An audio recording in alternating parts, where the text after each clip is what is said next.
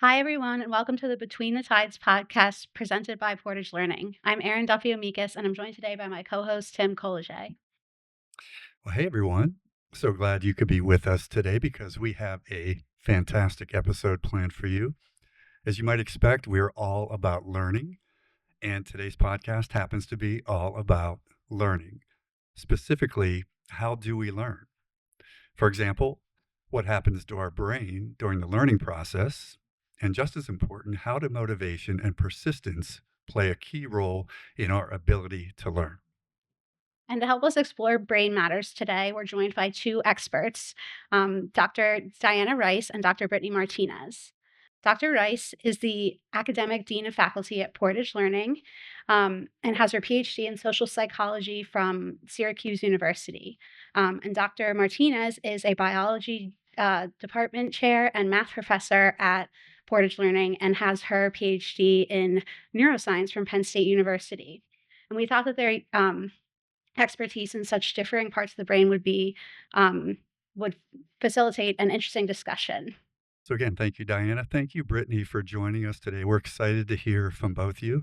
Now, I know we have a lot to unpack in today's episode, so if you don't mind, how about we just jump right in with the $1,000,000 question? So, Diana, how do we learn?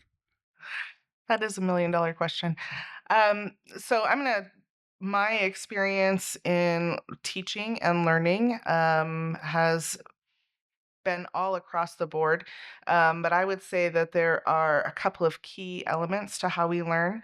And one of them starts with attention. So we don't always pay attention. There are all sorts of studies that show that we miss things that are really obvious and really in front of our faces. There's a famous study where they presented people with a videotape that they had to watch, and they were playing basketball, and they were told to count how many times the basketball was passed. And in the middle of it, a gorilla walked across, like a man in a gorilla suit walked across, and people repeatedly missed it, never saw the gorilla at all. Wow. So even things that we think should be grabbing our attention don't necessarily always do so. So I would say one of the key things is, are we paying attention? And how are we kind of focusing our attention? And there's a lot of changes that happen in the brain when we're learning. So, um, whenever we learn something new, we have a kind of collection of neurons that are responsible for that kind of information. And so, contrary to what past theories were many years ago, that the brain was not able to be changed, we know now that the brain is what we call plastic. It undergoes plasticity. So, connections between the billions and billions of neurons in our brain change based on our experience and when we learn new things. And so when we repeat, when we practice, anything kind of that you learn, the more you practice it, the better you get at it, the better you know it, the better you understand it, because practice and retrieval, which we'll kind of probably be talking about soon, make those connections between neurons stronger in our brain. So the stronger those connections, the more efficient the communication between those neurons. And that's how we're able to kind of get better at understanding things and knowing things and learning concepts better with time. Yeah, I would say the attention piece really connects to that because you have to get the information into the memory system, into the learning system, and the piece that becomes important is once we've paid attention to something and we're processing it, that's where we see the connections of the neurons like physically changing, so that our brain is physically changing when we learn. Right. And there's kind of different stages of memory in terms of time. There's different types of memory in terms of content, but there's also different stages. So you kind of have short-term memory when you first like encounter something new. It's in your short-term memory, which lasts kind of from minutes to maybe hours. And then as you kind of rehearse that information or maybe even practice it, say someone tells you their phone number, right? You hear that and it's in your short-term memory for a little bit of time. If you start practicing it over and over again, that's going to move if you practice it enough, into your long-term memory. And long-term memory is going to last. That's where we're doing days, weeks, months, even up to years for long-term memory. And memories are kind of stored all throughout the brain. There's different regions that are kind of more important to memory. The major one is the hippocampus that really helps move information from short term to long term storage. And then, whenever you retrieve something, like when you go to take a test and you're asked a question that you studied that material for, the hippocampus helps bring that information out of that long term back into short term or working memory to help you remember that information. And there's kind of stages in terms of memory formation.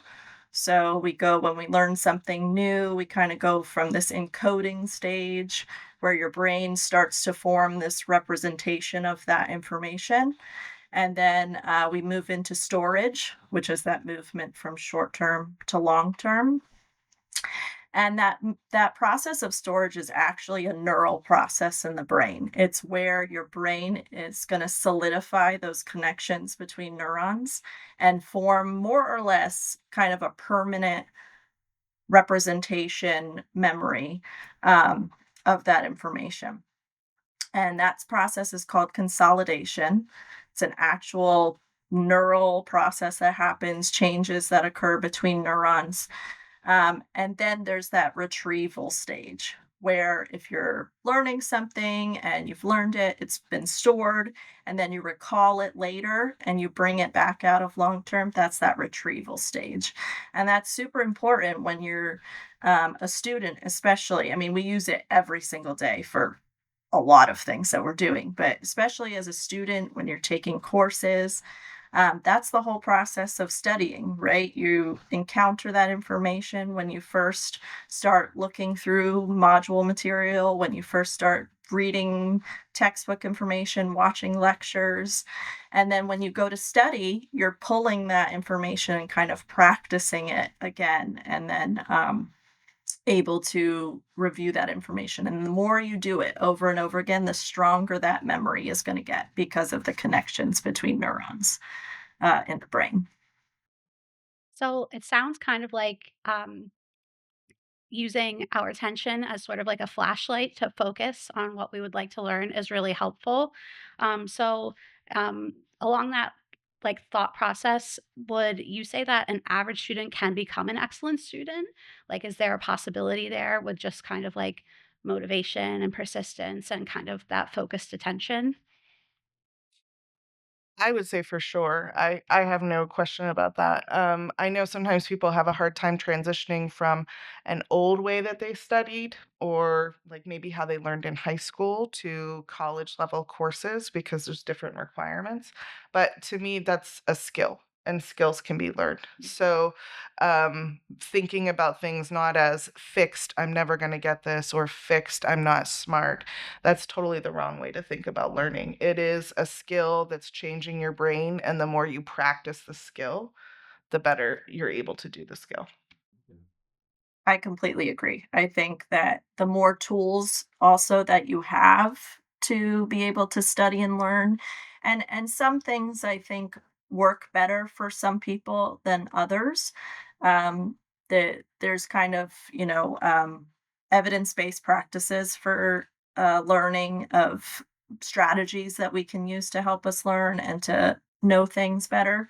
Um, and then you kind of find your own groove, I think, sometimes with how certain strategies might work better for you than others, or connecting it back to something more personal might be easier with certain topics, whatever it might be. So I absolutely think with practice, with learning study tools, that anybody can really become great at learning and studying and knowing things better. So with practice, now maybe I could be wrong about this, but it would seem that you would have to really want to become a great student to move it forward with that process. So how do you engage your students? How do you get them to want to become better students? So I not at Portage, but at other places I've taught statistics. and that's a course that people don't normally want to engage with. So I feel like I, for 20 years, have tried to engage students in something they don't want to know. Um, so for me, my approach is to try and help people see the practicality. Because I'm in the psychology discipline, and so anytime I can kind of get people to see, oh, there is something in this for me, and also that it's not as scary as maybe they anticipated. I think with some courses that we have at Portage, people go into it with this mindset of this is going to be rough. This is going to be too hard. And I would say maybe switching that to I'm up for the challenge. Or, yes, this will be challenging, and I'm going to have to put in some of the tools that Dr. Martinez was talking about or alluding to, but recognizing that it's structured so that it's practical for me, it's useful for me, and I can do this. I agree with Dr. Rice. I've had a very similar experience teaching statistics that, and I think, like as she said, pulling it back, a lot of times I think students think, when am I ever going to use this? Right? Like, I know I have to take this course, whatever it might be, but I don't know when I'm ever going to use this because this is my career goal and I'm not going to do this. Or this is what I want to do. This is not relevant to me. So, a lot of times when I'm teaching more difficult courses, in the past, I've kind of even on maybe a first day of class or something said, um, I try to contextualize it and say, even if you're going into this field or this field or this field, this is why this topic is important. For example, statistics, right? A lot of people get nervous taking statistics because it's math. Um, it can be scary if that's not really the field that you think you're going into. But then I'll try to contextualize and say, whether you're going into nursing, whether you're going into clinical training, whether you're going into clinical psychology, whether you're going into research, whatever it might be that you're going into, statistics are in everything that we're doing today. And what if you have a patient that comes to you and says, oh my gosh, I just saw this thing on social media and everybody is saying it's the cure for all of the things that I'm going through. You have to be able to analyze that, even if you're not doing statistical analysis on an everyday basis. You have to have an understanding of that to be able to help your patients evaluate that information and to be able to lead them in the right direction, right? You have to be able to discern that one day in your field. Again, kind of whatever it might be. So even though it's scary now, even though you might think, I'm not sure why I really want to do this, I know I have to because it's a requirement. I try to motivate them and contextualize it and say, this is going to be important for you to know later on. And it's going to be important for you to be able to use those tools and have them at your disposal there. So I think trying to put it into a perspective of why this is important for their future career, for their future goals, um, can sometimes help them uh, be motivated to learn that material a little bit more. Yeah, and, how would you recommend so I know you both mentioned that you try to put it in perspective for your students as to how important this will be for them as professionals, but when a student goes home and they don't have you in the room to kind of remind them of that important piece, do you have any recommendations or ideas of how students can get themselves interested in a subject that maybe is just not necessarily something they enjoy, and want to approach on their own time? Because those we know those practices and that repetition is so important for learning. I have a couple of ideas. The first thing I would say is I think sometimes people disengage and think I'm disengaging because it's hard, or I'm not motivated because it's hard. But what we know is there's a whole lot of literature in psychology about what's called desirable difficulties. Mm. And the idea with desirable difficulties is it's supposed to be hard. That's what learning is. So, like, not getting freaked out by this is hard. I'm having a hard time with this. I'm no good at this, or I'm going to not study this because it's too rough. That's actually the opposite of what's true. Like, so being able to address that and say, first off, I know that this is going to be hard. Dr. Martinez isn't in the room. Dr. Martinez isn't writing me an email right at this moment, but I can work through this because it's supposed to be hard. So not to the, not to the level that you're completely mystified and nothing makes sense, but putting in the work of learning, putting in the work of practice is supposed to be a task, and it can sometimes be a hard task, and we don't need to shy away from that. I'm Also, a little bit of stress is good for you. It doesn't feel good in the moment, but it does help. It's been shown that a little bit, if something is a little bit as hard and stressful, and um, it takes a little bit more effort to do so, stress has been shown to, as long as it's not too much or too little, it helps improve our cognitive performance. It helps us increase concentration and focus. So when things, are a little hard, take a little bit more effort, might be causing us a little bit of stress to be able to do that. Again, it doesn't always feel good, Mhm. but that little bit of motivation gives, and that little bit of stress, again, kind of a medium level of stress is actually good for us. It helps to increase performance, helps to increase concentration. Um, and so again, I think helping realize where your ultimate goal is, where you want your career to go, and keeping that in mind, maybe even if it's having daily affirmations or little post-it notes to remind you of, okay, yeah, I know this is hard right now, but this is where I need to be, right? And this is where I want to get to. And to get there, I have to take these steps to be able to achieve that. So I think it's hard to look ahead sometimes, but just taking it one step at a time, and keep moving forward, I think is Mhm. a good way to look at it as well. Mhm. I was just gonna say, this is not really a positive one, but, sometimes I am very motivated by people telling me I can't do something, and so that, is why I have a PhD, because someone told me I couldn't, and now I do. So, that can sometimes be a motivator too. Yes. Yeah. So I wanted to touch on something. You both mentioned that memorization is foundational to the learning process. But at what point does memorization morph into application? Mhm. Yeah, so there is a term for that in psychology, and it's called elaboration. So that would be the way that we would talk about that. And that's about making the connections. Um, Dr.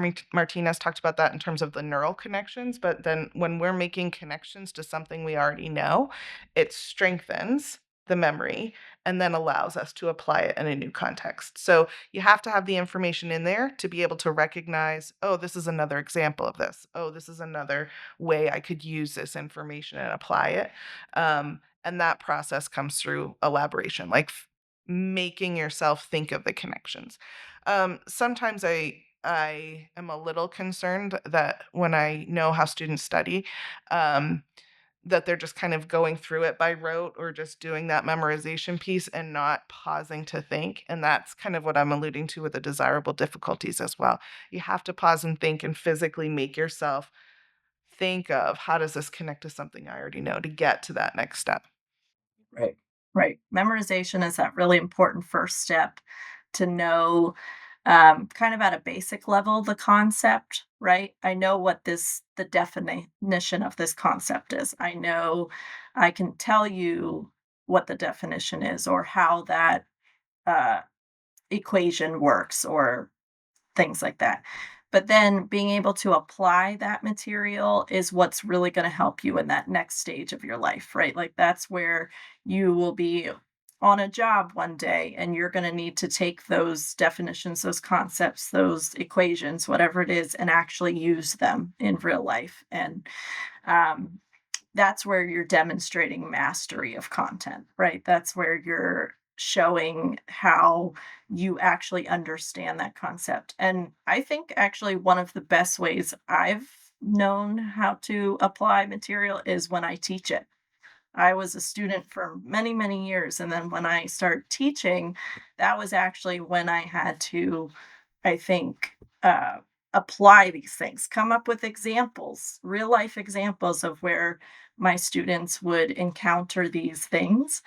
And so sometimes when students ask me what's a good way to study this, or how do I know when I know it, right? How do I know I'm prepared?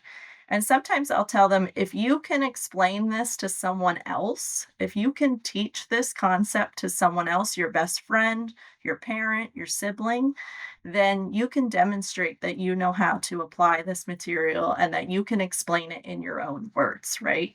That's where you're really moving from that memorization to maybe not even knowing what that means. You just know the definition, but you don't really know what it means. And then putting it into more real life situations and contexts that you're able to problem solve with that information as well, right? Like, I understand how the body works, but what happens in a disease state? We talk about this a lot in biology classes, right? What happens when something goes wrong?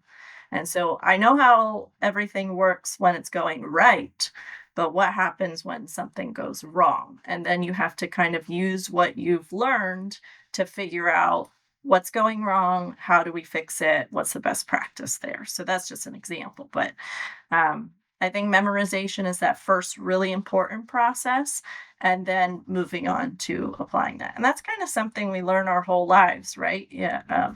I have two young kids, and learning how to read, a lot of it is memorization at first, and then being able to put it in, read a whole sentence, right? Applying those rules for grammar and phonics together. They memorize those rules and then have to apply it. So this is like something we deal with our whole lives of learning, throughout being a student, throughout being in the workforce, whatever it is. We're always kind of using these tools as we're learning.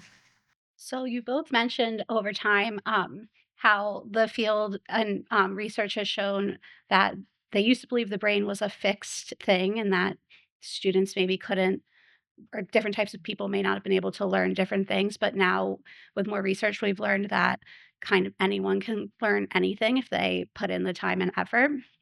And so, um, I know that idea is tied to something called growth mindset.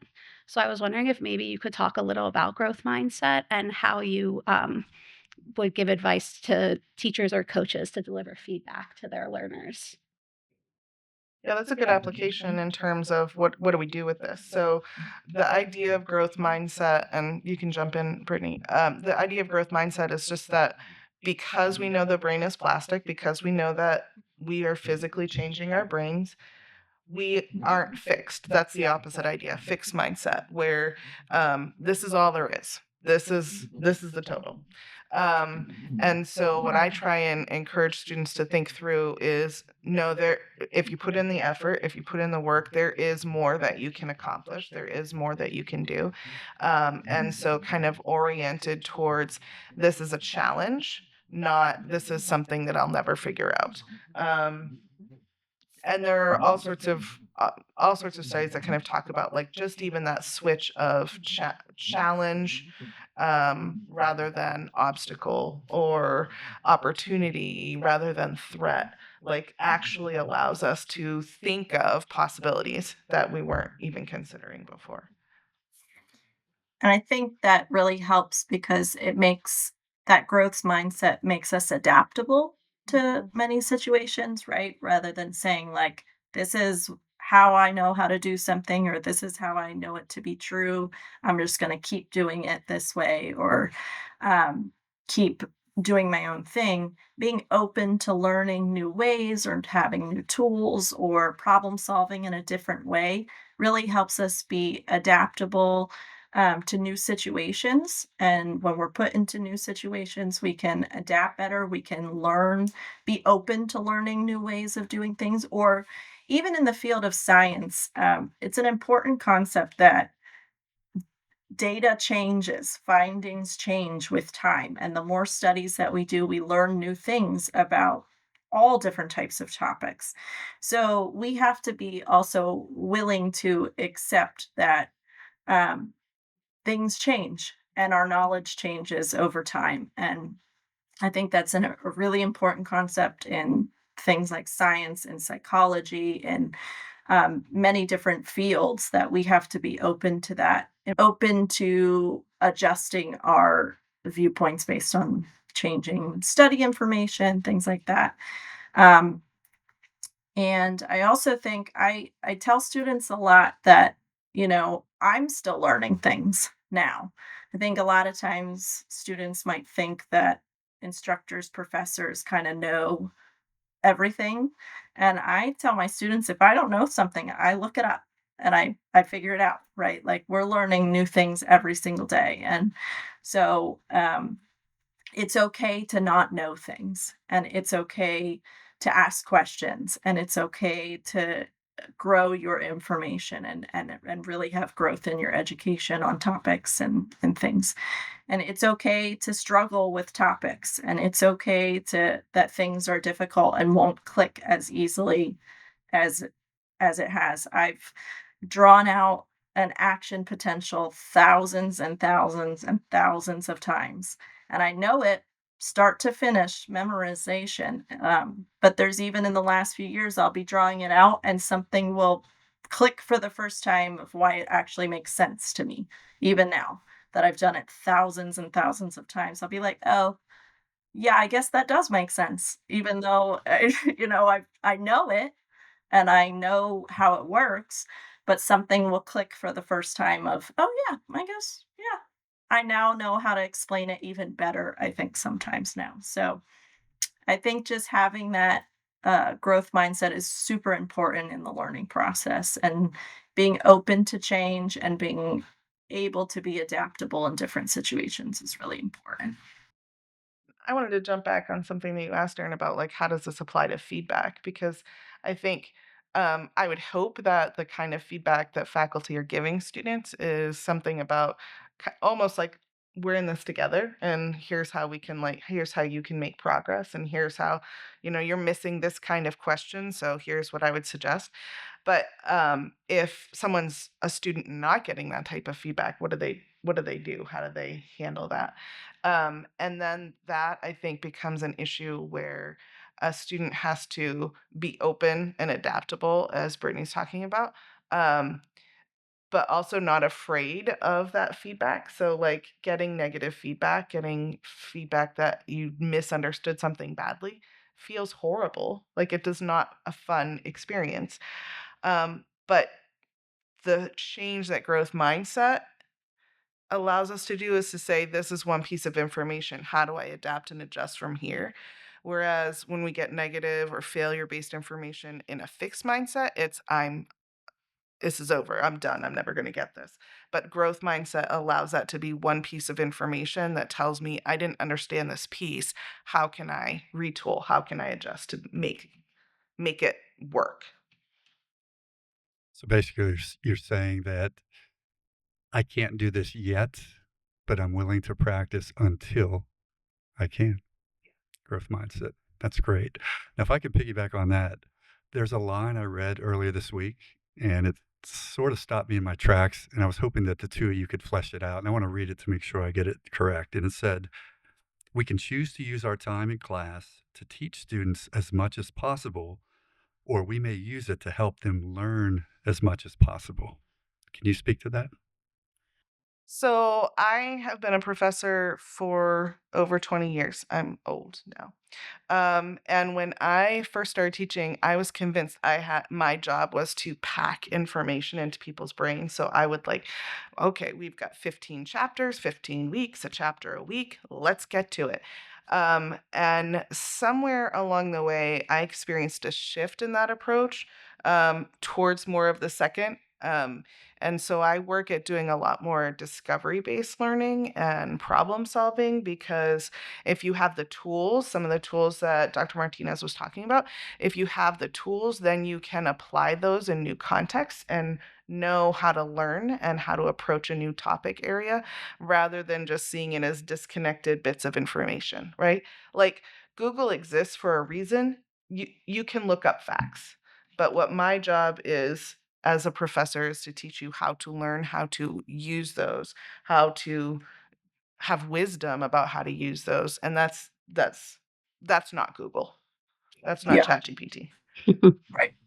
Exactly. I agree. I also think, like Dr. Rice was saying, teaching students how to evaluate information is an extremely important skill to have, to know where the information is coming from, whether it's reliable, reputable, because as we were talking about, education has in the last few decades changed quite a bit because of Google and because all this information is now available to us, right? We can look up pretty much anything and it's there at our fingertips. But being able to actually have the tools to sift through that information and to be able to scaffold the information and kind of build it up and learn is incredibly important skills now that we have.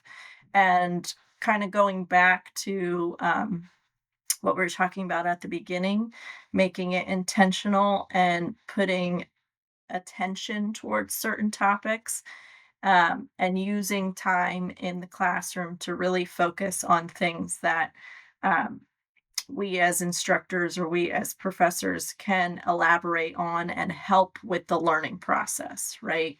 Um, and give our experiences as well. When I was in graduate school, one of the big things I learned was I would get individual lectures on certain topics. They would be related, but they were individual topics and individual lectures. For example, learning everything that the hypothalamus does, which is a ton of things. But I'd have a lecture on this topic, a lecture on this topic, a lecture on this topic.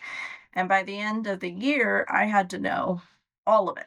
So what I did was one of the study tools I kind of used was I made diagrams and I put all of the lectures together in one diagram and tried to put everything together on the hypothalamus, on all its functions, and tie it all together so that it was one big picture. Even though I learned it in chunks, I tried to put it all together into one big picture. So I think that a lot of times in the classroom, we can be really intentional about looking at things in the bigger picture as well.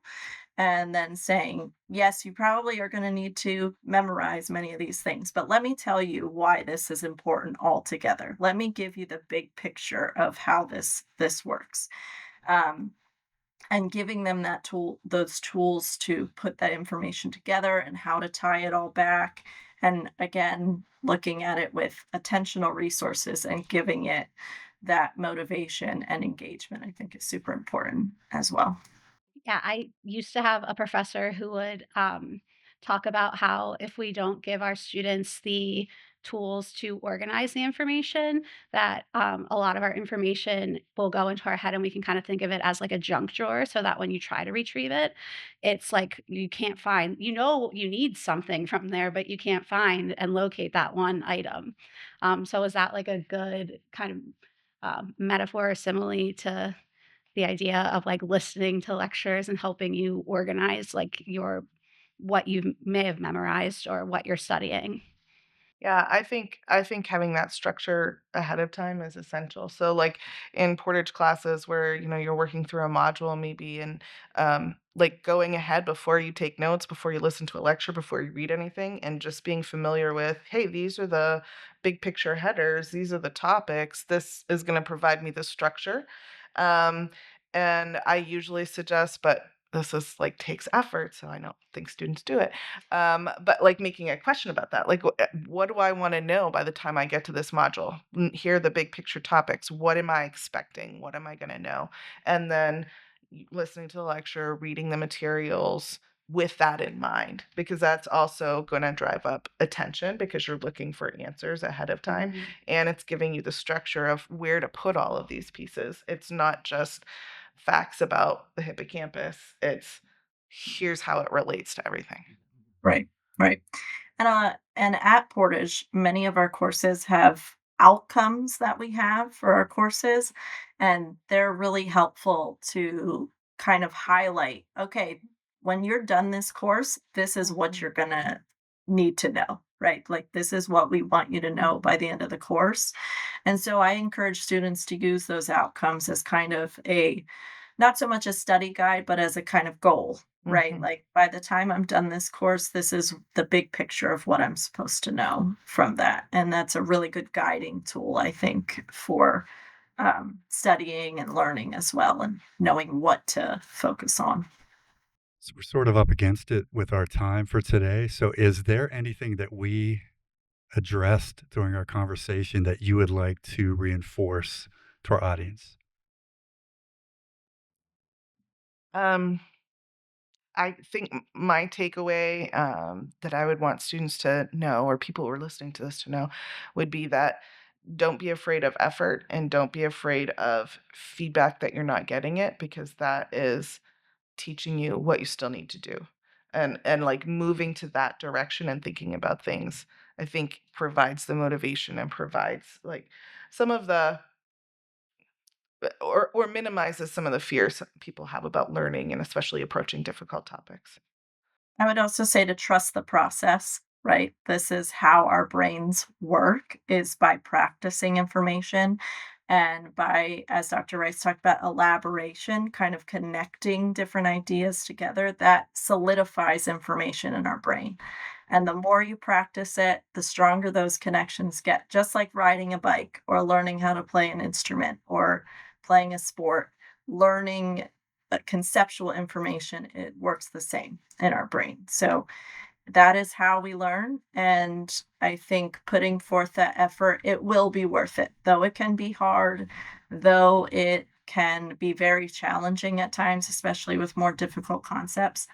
In the end, your brain will be able to form those connections, and you'll probably see that light bulb moment happen and not even realize kind of how you got there. And then all of a sudden, it will happen. I see it a lot of times in the classroom with students where the light bulb finally goes off. And that's from practice. And that's from retrieval. And that's from all of these different tools that we're talking about with learning and putting real effort towards it and being motivated to learn that information. Well, Brittany and Diana, today's discussion has been fascinating. We thank you so much. We really appreciate your time, and we will plan to leave here with a growth mindset, and we'll move on from there. So, thank you again. We really enjoyed it. Yeah, thank you for having us. It's been fun. Yeah.